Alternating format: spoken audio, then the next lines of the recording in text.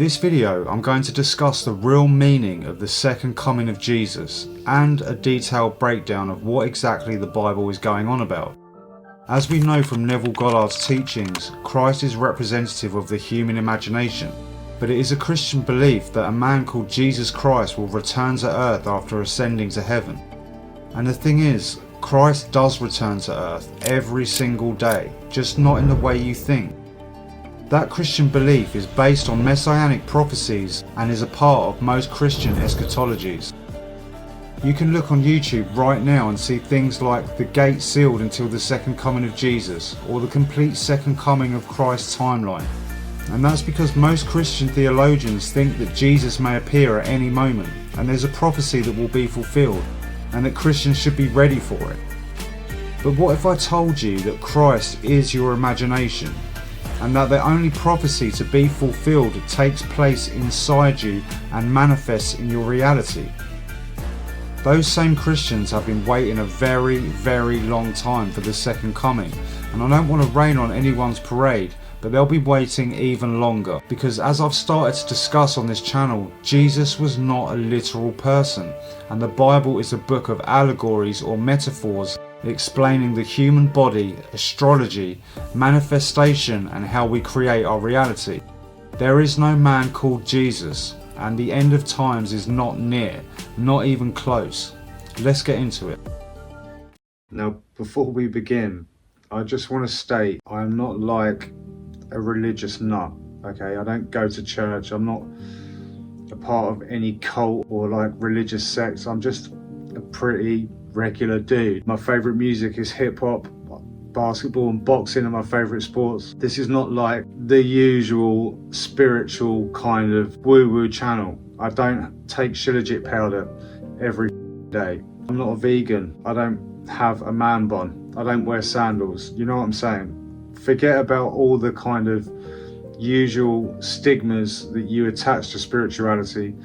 Forget for this video what you think you know about religion or God, okay? Let's just start with a clean slate and just soak up what I'm about to tell you. Now, your reality operates solely on your belief, okay? Your state of knowing, or as it's talked about in the Bible, faith. Now, faith is the conviction or belief in something unseen. It's just like you can't see the wind blow, but you can feel its presence, okay? You can't see the ocean current, but it can drown you and pull you out to sea.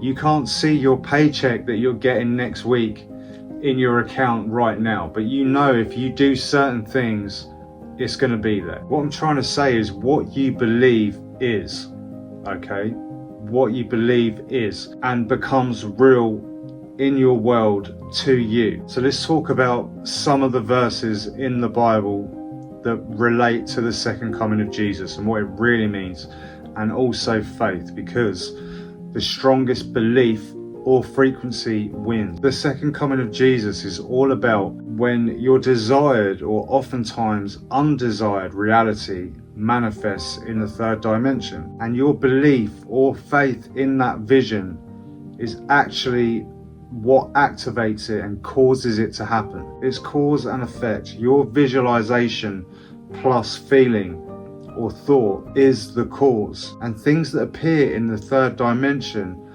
are just effects. You cannot change an effect with an effect, okay? You have to change the cause. That's why I always say, if you want to change your reality, you have to change the way you think first. So I thought of a couple of ways I could illustrate this, okay? The first one is like a mathematical equation. So you have your thought plus belief or faith equals your desired reality. That's DR. Okay, another way I could illustrate this is, you have to excuse my drawing, okay? But I look at it like this. That's not actually that bad. That's the human head, okay? So you have your visualization, your thought, okay? And your gratitude for feeling that thing. So your thought goes out into the ether, okay? Or the quantum field, let's say. Your thought goes up into the ether, Your belief activates it and brings it down, okay, and then it appears in your third dimension, okay, as your desired reality or undesired reality. So let's get into some of these Bible verses, okay. The first one is one that I spoke about a couple videos back, and that is John 14:3. In my Father's house there are many mansions. If it were not so, I would have told you. I go now to prepare a place for you, and if I go to prepare a place for you, I will come again, so that where I am, there you may be also. In my Father's house, okay, this is the house of God, there are many mansions, okay, there are many states of consciousness that you can occupy. If it were not so, I would have told you. I go now, which is what I was talking about, to prepare a place for you. That human, my terrible human head, goes now to prepare a place for you. And if I go to prepare a place for you, I will come again, so that where I am, there you may be also. That's when your visualization materializes. Next verse, but watch yourselves, lest your hearts be weighed down with dissipation and drunkenness and cares of life. And that day come upon you suddenly like a trap, for it will come upon all who dwell on the face of the earth. But stay awake at all times, praying that you may have strength to escape all these things that are going to take place, to stand before the Son of Man.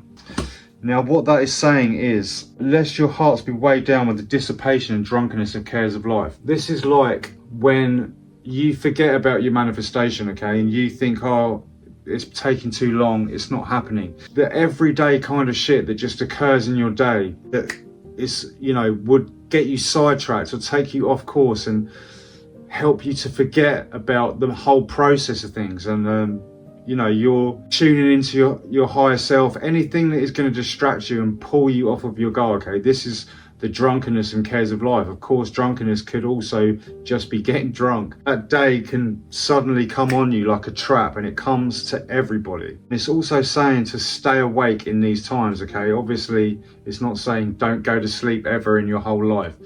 It's saying be on guard, okay? You need to be conscious of what is happening. Praying that you have the strength to escape these things, to stand before the Son of Man, okay? That is talking about the Son of Manifestation, or the light of your manifestation, or your manifestation materializing in the 3D screen of space. The last verse that I want to talk about, 24, 42 through 44. This is a good one. Therefore stay awake, for you do not know on what day your Lord is coming. But know this, that if the master of the house had known in what part of the night the thief was coming, he would have stayed awake and would have not let his house be broken into. Therefore you also must be ready, for the Son of Man is coming at an hour you do not expect. This is another one. It's telling you to stay on guard, okay? You do not know on what day your Lord is coming, your manifestation, your desired reality. If you knew a thief was coming to rob your house, okay, the house of God, the consciousness, you would be on guard because you wouldn't want your house to get robbed. So this is saying, this is like Neville Goddard's law of assumption. It's telling you to expect it. You should live in expectation, live in absolute assumption that it's going to happen. And again at the end, therefore also you must be ready, for the Son of Man, the light of manifestation, is coming at an hour you do not expect. So you should just be fully on guard, ready for your desired reality to happen. You should be expecting it. You should be excited for it. Guys, remember, it is your God-given right to be successful, and it's your responsibility to reach your potential.